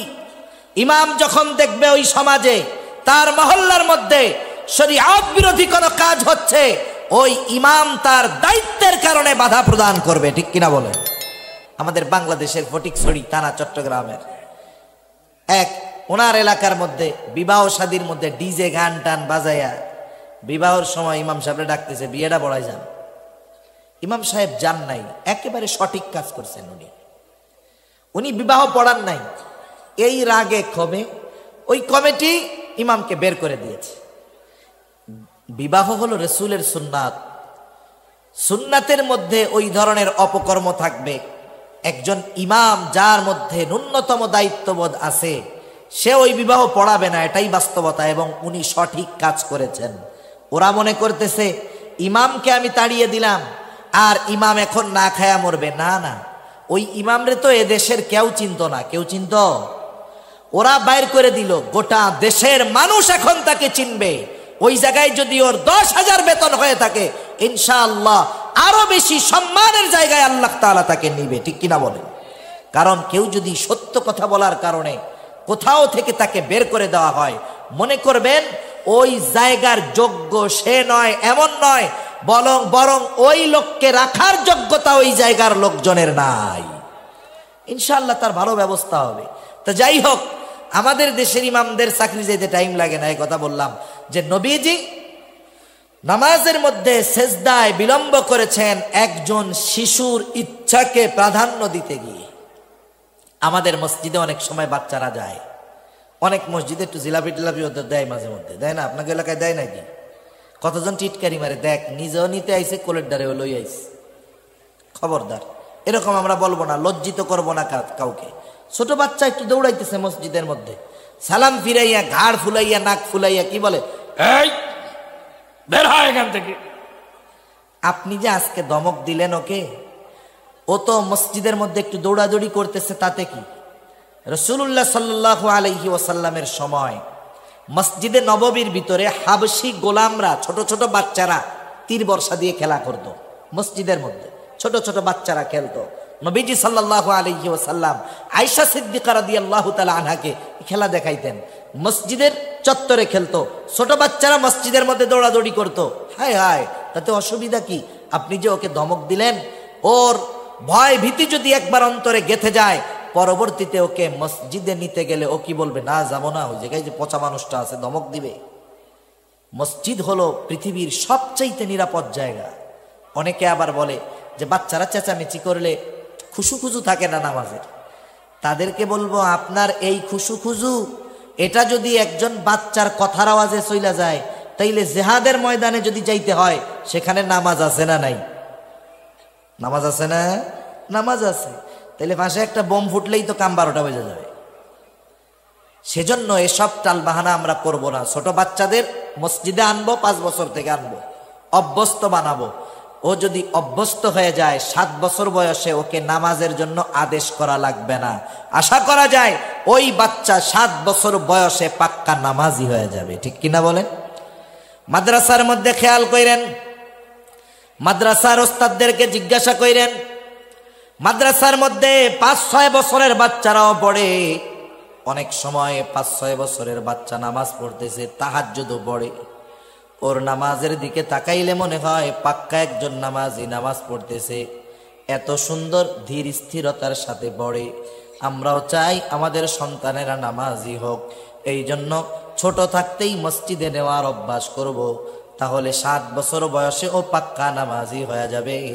আর 10 বছর বয়স হলে ওকে তো আর পিটানো লাগবে না, কিছুই করা লাগবে না। ওই পর্যন্ত সে পাক্কা নামাজি হয়ে যাবে। ও নামাজ পড়বে, লাভ হবে ওর বাবার, কারণ ওর তো অ্যাকাউন্ট নাই। ওর অ্যাকাউন্ট আছে? ওর তো অ্যাকাউন্ট নাই। সন্তানের ওই ভালো কর্মের সব তার বাবার অ্যাকাউন্টে জমা হয়ে যাবে। সুবহানাল্লাহ। সেজন্য সন্তানদেরকে আমরা নামাজের আদেশ করব। সাথে সাথে যখন একটু বড় হবে, সন্তানদেরকে তার দুনিয়ার দায়িত্ব বুঝায় দিব যে সন্তান, এই দুনিয়াতে শুধু আমাদের চাকরি বাকরি কাজবাজ করা খাওয়া এটাই কাজ না, বরং আল্লাহ তাআলা আমাদেরকে শ্রেষ্ঠ উম্মত হিসাবে ঘোষণা দিয়েছেন। শ্রেষ্ঠ উম্মত হওয়ার জন্য কাজটাও কিন্তু শ্রেষ্ঠ কাজ। কাজ কি? এবার আমরা সন্তানদেরকে বলবো, জানায় দিব, তা'মুরুনা বিল মা'রুফ ওয়া তানহাউনা আনিল মুনকার ওয়া তু'মিনুনা বিল্লাহ। আল্লাহ রাব্বুল আলামিন বলেন, কুনতুম খায়রা উম্মাহ উখরিজাত লিন-নাস, তোমরা হলে শ্রেষ্ঠ উম্মত, তোমাদেরকে মানুষের কল্যাণের জন্য বের করা হয়েছে। কোন কর্মের ভিত্তিতে তোমরা শ্রেষ্ঠ উম্মত? তা'মুরুনা বিল মা'রুফ ওয়া তানহাউনা আনিল মুনকার, ভালো কাজের আদেশ, অসৎ কাজের নিষেধ, এইটা করতে হবে। সাথে সাথে ঈমান থাকতে হবে। ঈমানদার ভালো কাজের আদেশ করে, অসৎ কাজের নিষেধ করে, এই লোকটাই হলো শ্রেষ্ঠ উম্মত। এবার হযরত লোকমান সেই কথাই বলতেছে, বৎস, নামাজ কায়েম করার পাশাপাশি আরো একটা কাজ করবা, ওয়া'মুর বিল মা'রুফ ওয়ানহা আনিল মুনকার, ভালো কাজের আদেশ করবা, অসৎ কাজের নিষেধ করবা। এই কর্মটা ঈমানের সাথে সম্পৃক্ত কর্ম। কারণ নবীজি সাল্লাল্লাহু আলাইহি ওয়াসাল্লাম জানায় দেন, মান রাআ মিনকুম মুনকারা ফালইউগাইরহু বিয়াদিহি ফাইন লাম তাস্তাতি' ফাবিলিসানিহি ফাইন লাম তাস্তাতি' ফাবিকলবিহি ওয়া যালিকা আযআফুল ঈমান। অনেক সময় আমরা এটা মনে করি আমাদের কাজ হলো শুধু নামাজ রোজা করা, আর কোনো দায়িত্ব নাই। বাস্তবতা হলো প্রত্যেকটা ইমানদারের উপরে এই দায়িত্ব, ভালো কাজের আদেশ করা, অসৎ কাজের নিষেধ করা। বলেন, এ দায়িত্ব একজনের উপরে না সবার উপরে? কিন্তু সবার উপরে কাজটা সমানভাবে হবে না। কারণ আপনাদের এলাকার এমপি সাহেব যেই মন্দ কাজটা থামাতে পারবে, আপনি পারবেন? আমি পারবো? কারণ ওই পাওয়ার আল্লাহ আমারে দেয় নাই। এজন্য নবীজি সাল্লাল্লাহু আলাইহি ওয়াসাল্লাম হাদিসের মধ্যে আমাদেরকে জানিয়ে দিয়েছেন যে আমরা কোন পদ্ধতিতে ভালো কাজের আদেশ, অসৎ কাজের নিষেধ করব। ভালো কাজের কথা বলা যায়, কিন্তু অসৎ কাজ থেকে থামানো কঠিন। নবীজি এজন্য বলেন, যখন তোমাদের মধ্যে কেউ ভালো মন্দ কাজ দেখবে, মান রাআ মিনকুম মুনকারা, খারাপ কাজ দেখবে, তার ক্ষমতা আছে, পাওয়ার আছে, সে কি করবে? সে সেই কাজটাকে থামায়া দিবে। ফালইউগাইরহু বিয়াদিহি, সে শুধু থামায়া দিবে তা নয়, ওই মন্দ কাজের জায়গায় ভালো কাজ প্রতিষ্ঠিত করবে। একটা হলো থামায়া দেওয়া, আর একটা হলো ঘুরায়া দেওয়া, মানে আছে খারাপ কাজের দিক, ঘুরায়া ভালো কাজ করবে। এক জায়গায় গান হয়, যাত্রাপালা হয়, খারাপ অনুষ্ঠান হয়, পাওয়ার আছে, ক্ষমতা আছে, ওই কাজ বন্ধ করে ওই জায়গায় সে ভালো কাজ প্রতিষ্ঠিত করবে। এক সময় গান হইতো, এখন সে সেটারে ঘুরাইয়া দিনই একটা মজমার ব্যবস্থা করলো, তাফসির মাহফিলের ব্যবস্থা করলো, ইসলামী সম্মেলনের ব্যবস্থা করলো। এজন্য যার ক্ষমতা আছে, পাওয়ার আছে, ইমানদার, সে যদি মন্দ কাজ দেখার পর, ক্ষমতা থাকার পরেও ওই কাজ থামিয়ে ভালো কাজ ওইখানে প্রতিষ্ঠিত না করে, তাহলে তার ঈমানের সমস্যা আছে। এখন ওই ক্ষমতা সবার নাই। এজন্য নবীজি বলেন ফাইল্লাম তাস্তাতি ফাবিলিসানি, হাত দিয়ে বাধা দিতে গেলে জীবন নাশের আশঙ্কা। নবীজি বলেন এই ক্ষমতা তোমার নাই, তুমি জবান দিয়ে বাধা দাও, তুমি তাকে বুঝাও, বলো যে এই কাজটা মন্দ, তোমরা কইরো না। এখন জবান দিয়ে বাধা দিতে গেলেও বিপদ হতে পারে, কারণ অনেক জায়গায় আমরা দেখছি ইমাম সাহেব যখন মন্দ কাজের বিরুদ্ধে বলেন, তার উপরে আক্রমণ হয়, হামলা হয়। অনেক জায়গায় মাহফিলের মধ্যে যখন ওয়াইজ মন্দ কাজের বিরুদ্ধে বলেন, তার ব্যাপারে হামলা হয়, হয় কি হয় না? এখন আপনি আপনার এলাকায় দেখতেছেন এই মন্দ কাজের বিরুদ্ধে বললে আপনার উপরে জুলুম হতে পারে, আক্রমণ হতে পারে। আপনার হাত দিয়ে বাধা দেওয়ার ক্ষমতা নাই, জবান দিয়ে বললেও বিপদ, কারণ যে কাজগুলো যারা করতেছে বড় প্রভাবশালী। নবীজি বলেন ফাইল্লাম তাস্তাতি ফাবিলিসানি ফাইল্লাম তাস্তাতি ফাবিকলবি, হাত দিয়ে বাধা দেওয়ার ক্ষমতা নাই, জবান দিয়ে বাধা দেওয়ার ক্ষমতা নাই, কি করবা? ওই কাজটাকে অন্তরে ঘৃণা করো। কারণ নবীজি সাল্লাল্লাহু আলাইহি ওয়াসাল্লাম জানায় দিলেন অযালিকা আযআফুল ঈমান, ওই কাজ বাধা দেওয়ার ক্ষমতা নাই, কিন্তু অন্তরে আমি ওই কাজের বিরোধী, এটাও ঈমান থাকবে তবে অল্প। কিন্তু বাধা না দিয়া যদি ওই কাজের সমর্থন আমি দেই, যেখানেই থাকি না কেন, তাহলে আমার ঈমান না থাকার আশঙ্কাই বেশি। সেজন্য যে কোনো কাজ, মন্দ কাজ, পাপের কাজ, এগুলো দেখলে বাধা দিতে না পারলে, মুখ দিয়ে বলতে না পারলে, কমপক্ষে অন্তরে ঘৃণা রাখবো। আল্লাহর কাছে বলবো, আল্লাহ আমার তো বাধা দেওয়ার ক্ষমতা নাই, আমার তো বলার ক্ষমতা নাই, আমি দুর্বল মানুষ, আয় আল্লাহ আমি আপনার গোস্বা থেকে আশ্রয় চাই, আমার সাধ্য নাই, আমি তাদের এই কাজের সমর্থন করি না। কারণ মুফাসসিরিনে কেরাম লিখেন, এক এলাকায় অপরাধ হইতেছে, মনে করেন এক জায়গায় অপরাধ হইতেছে, অপরাধের মধ্যে আপনার থাকা লাগতেছে, আপনি সেখানে আছেন ওই এলাকায়, কিন্তু বাধাও দিতে পারেন না, বলতেও পারেন না, কিন্তু তার অন্তরে যদি এইটা থাকে যে আমি এই কাজের সমর্থন করি না, এ কাজের কোনো সমর্থন আমার নাই, আল্লাহ তাআলার কাছে মাফ চাই, ওই এলাকায় থাকার পরেও সে কেমন যেন ওই কাজের সাথে সম্পৃক্ত ছিল না বলে গণ্য হবে। কিন্তু আর একজন আছে সৌদি আরব, ওমরা করতে গেছে, দেশের থেকে যুবকেরা ফোন দিয়েছে যে 14ই ফেব্রুয়ারি আসতেছে ভাইজান, আমরা তো একটা কনসার্ট করতে চাই। আসতেছে না, এই গজবের এক দিবস বানাইছে, 14ই ফেব্রুয়ারি আসতেছে, আমরা তো একটা কনসার্ট করতে চাই। নেতা আছে ওমরায়, নেতা কই আছে? আরে জোরে বলেন না, কোথায় আছে? ওমরায় আছে। আপনি কি বলেন? উনি বলতেছে আমার তো ওমরা শেষ করে আসতে 20 তারিখ হবে। আচ্ছা তোমরা করো। এখন উনি 20 তারিখে আসলেন ওমরা কইরা, কত সুন্দর ওমরা কইরা আসছে। 14 তারিখে গানের অনুষ্ঠান হয়েছে, উনি কি গানের অনুষ্ঠানে ছিল? আরে জোরে বলেন না, ছিল। কিন্তু এই অনুষ্ঠানের সমর্থন কি ছিল না? মুফাসসিরিনে কেরাম বলেন এই লোক শুধুমাত্র সমর্থন দেওয়ার কারণে ওই মজলিসে না থেকেও সে ওই পাপীদের অন্তর্ভুক্ত হয়ে যাবে।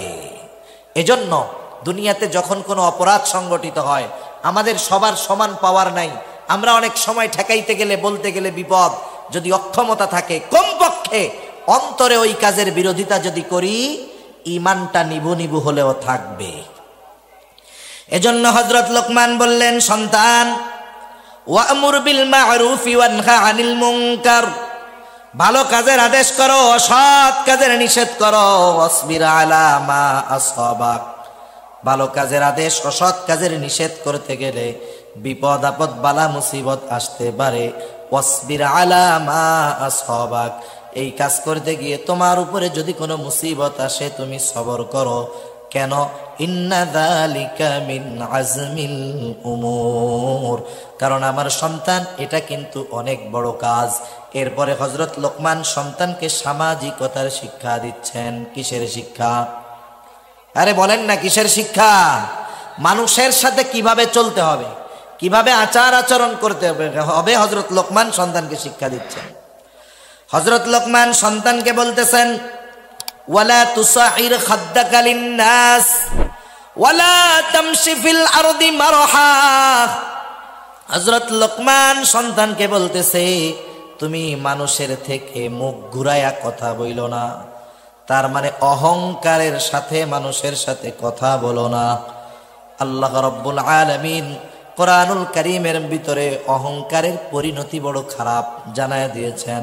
শুধু তাই না, নবীজি সাল্লাল্লাহু আলাইহি ওয়াসাল্লামও বলেন, লা ইয়াদখুলুল জান্নাতা মান কানা ফি কলবিহি মিসকালা হাববাতিন মিন কিবর, যার অন্তরের ভিতরে যারা পরিমাণ অহংকার থাকবে সে জান্নাতে প্রবেশ করবে না। কারণ অহংকার হলো ওই পাপ যা আসমান এবং জমিনের মধ্যে সর্বপ্রথম সংগঠিত হয়েছে। হিংসা আর অহংকার। আদম আলাইহিস সালামকে ইবলিস সেজদা না করার কারণ হলো হিংসা আর অহংকার। তাকাব্বুর, অহংকারের কারণে আদম আলাইহিস সালামকে সেজদা করে না ইবলিস, তার সব কিছু বাতিল হয়ে গেছে, চির লানত প্রাপ্ত হয়ে গেছে। সেজন্য অহংকার বড় খারাপ এক রোগ। আমরা অনেক সময় আমাদের সমাজে আছে একজন অনেক টাকা পয়সার মালিক, ধন দৌলত, গাড়ি বাড়ির অভাব নাই, সে তার গরিব মানুষ, আশেপাশের গরিব যারা অসহায় যারা, তাদেরকে তুচ্ছ তাচ্ছিল্য করে। আছে না নাই? অভাব নাই।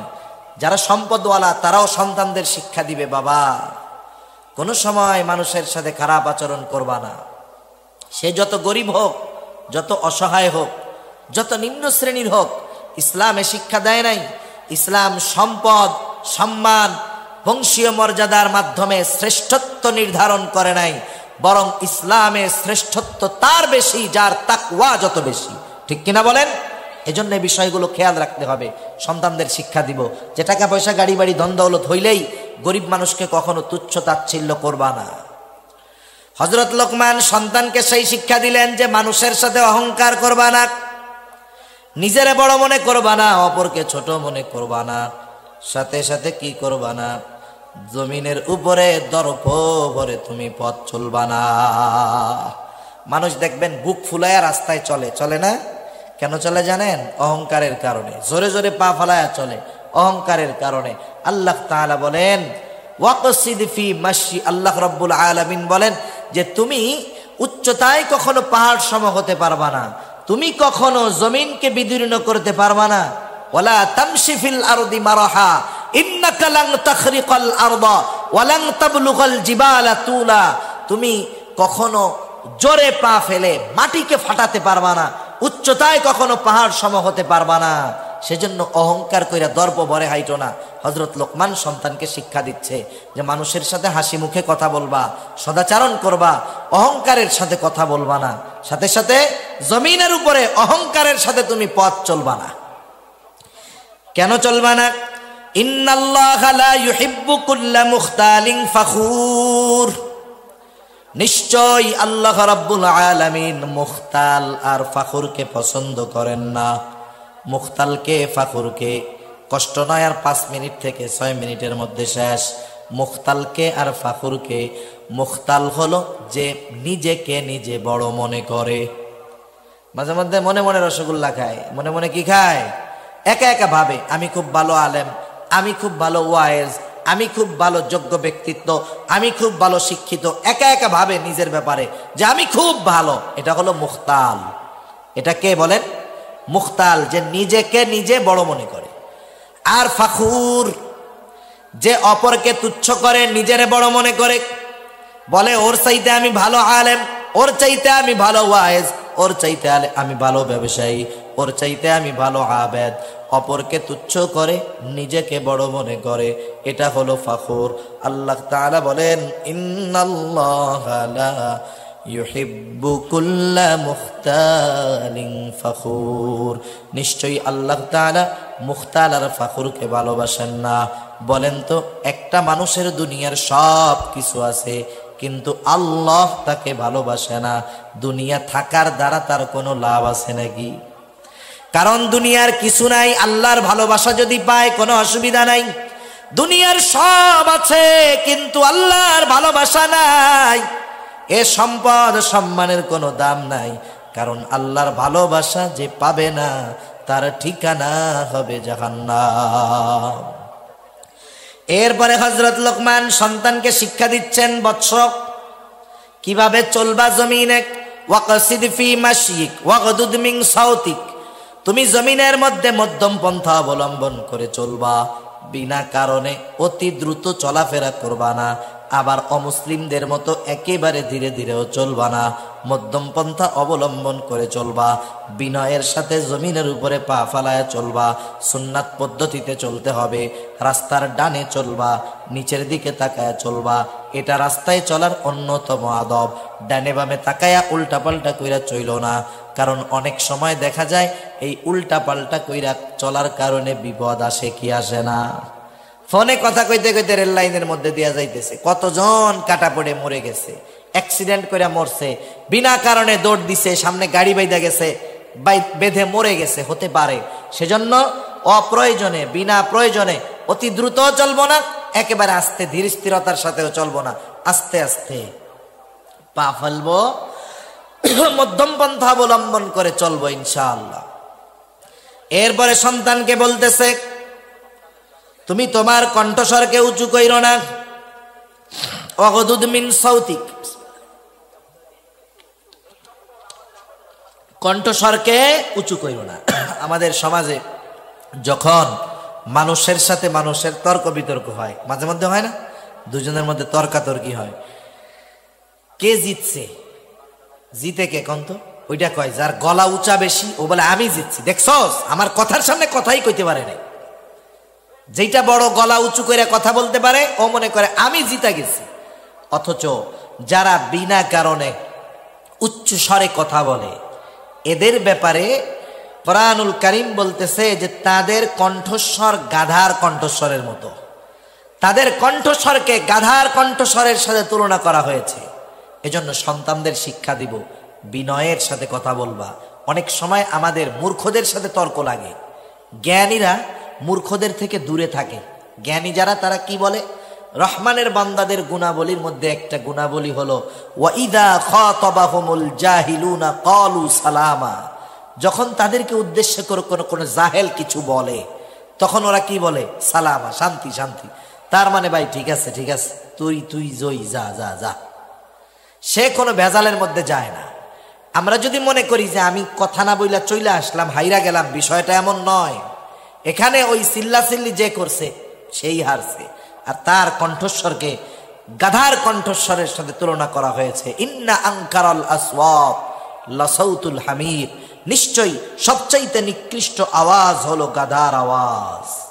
এখন আসেন, আমরা আমাদের সন্তানদেরকে যদি হযরত লোকমানের এই নসিহাগুলো করি, ওয়াজগুলো করি, আমাদের সন্তান সম্পদে পরিণত হবে, দুনিয়াও কাজে আসবে, আখেরাতেও কাজে আসবে। সেজন্য আজকের শিক্ষণীয় বিষয়, 1 নাম্বার, আমরা আমাদের সন্তানদেরকে ঈমানের শিক্ষা দিব। আমি অনেক সময় নিজে দিতে পারি না, আমি ঈমান শিক্ষা দেওয়ার নিয়তে আমার সন্তানটাকে মাদ্রাসায় দিয়ে দিব, কারণ মাদ্রাসায় তাকে ঈমানের পরিচয় শেখানো হবে। সাথে সাথে আমিও তাকে নসিহত করব যদি আমি নিজে বুঝি। এরপরে আমরা তাকে আল্লাহর ক্ষমতা সম্পর্কে ছোটবেলা থেকে বিশ্বাস করাবো। ছোট বাচ্চাদেরকে যা বোঝানো হয়, যেই আকীদা, যে বিশ্বাস তার অন্তরে একবার গেঁথে যায় ছোটবেলায়, এ বিশ্বাস তার মধ্যে কাজ করে। কারণ আরবিতে একটা প্রবাদ আছে, প্রত্যেকটা জিনিস তার মূলের দিকে ফিরে আসে, প্রত্যেকটা জিনিস তার মূলের দিকে ফিরে আসে। ওই বাচ্চাটাকে যদি আমি আল্লাহর ক্ষমতা সম্পর্কে বিশ্বাস করাতে পারি, হয়তো শয়তানের ধোকায়, আল্লাহ না করুন, পাপাচারে লিপ্ত হতে পারে, কিন্তু জীবনের একটা সময় সে আবার তার মূলের দিকে ফিরে আসবে। দেখেন না, মানুষ যখন ঘুড়ি উড়ায় প্রথমে তো হাতেই থাকে, আস্তে আস্তে আস্তে আস্তে নাটাই থেকে সুতা ছাড়ে, কত দূর চলে যায় ঘুড়ি। যখন আবার সূর্য ডুবে যায়, সন্ধ্যা নেমে আসে, ঘড়ির মালিক আবার টান দিয়ে ঘড়িটারে হাতে নিয়ে আসে, ঠিক কিনা বলেন? এখন দেখেন, আমরা যদি সন্তানদের এই বিশ্বাস ঢুকায় দেই, আব্বু তুমি যে পাপ করো না কেন আল্লাহ তাআলা কিন্তু তোমাকে দেখবে, সব কিছু দেখে, যেখানেই করো না কেন কেউ না দেখলেও আল্লাহ দেখে, এ বিশ্বাস যখন তার মধ্যে ঢুকবে, সে যদিও শয়তানের ধোকায় পাপে জড়িয়ে যায়, এক সময় সে ওই বিশ্বাসের কারণে তার আসল, তার মূলের দিকে ফিরে আসবে। এই জন্য আল্লাহর ক্ষমতা সম্পর্কে আমরা আমাদের সন্তানদেরকে শিক্ষা দিব। 1 নাম্বার ইমানের শিক্ষা, 2 নাম্বার আল্লাহর কুদরত ক্ষমতার শিক্ষা, 3 নাম্বার ইবাদতের শিক্ষা। সব ইবাদতের মূল হলো নামাজ। যার নামাজ ঠিক হয়ে যায় তার দুনিয়ার বাকিগুলো আশা করা যায় ঠিক হবে, যদি নামাজ আল্লাহর জন্য হয়। কতজন নামাজ কিন্তু পড়ে নির্বাচনে ভোট পাওয়ার জন্য। এক এলাকায় এক চেয়ারম্যান গেছে, এখন যা দেখে এক এক এলাকায়, একই এলাকায় অনেক সময় কোনো কারণে নামাজের সময় ভিন্ন হয়। মনে করেন ওয়াক্ত আসছে 3:45, কথার কথা, কেউ আসরের নামাজ পড়ে 4টায়, কেউ পড়ে 4:15, অনেক জায়গায় কারণবশত 4:30ও পড়ে। এখন এক জায়গায় গেছে, যায় দেখে আসরের নামাজ শুরু হয়েছে, চিন্তা করছে আসরের নামাজে যদি পড়ি মুসল্লি থাকবে, নামাজের পরে দাঁড়ায় যদি ভোট চাই কাজে লাগবে।